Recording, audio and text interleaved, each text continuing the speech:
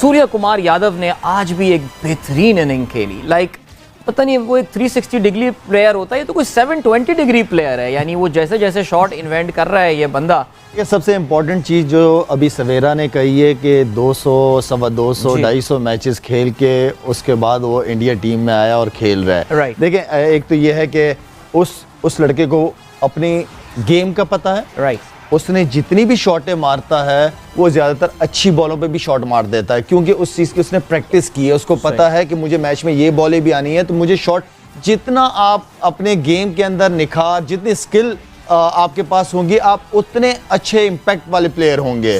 تو آپ کو تو ڈیولپ کرنے پڑیں گے شاٹ. یہ تو وہ فارمیٹ ہے جس کے اندر الٹا بھی چھکا مارنا ہے, سیدھا بھی چھکا مارنا ہے. تو جتنے آپ کے پاس شاٹس ہوں گے اتنا رنز آپ کے پاس جو ہے نا وہ ایزی آنا شروع ہو جائیں گے.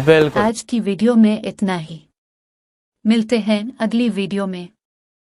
اگر ویڈیو اچھی لگی ہو تو ویڈیو کو شیئر کریں اور ہمارے چینل کو سبسکرائب کرنا نہ بھولیں.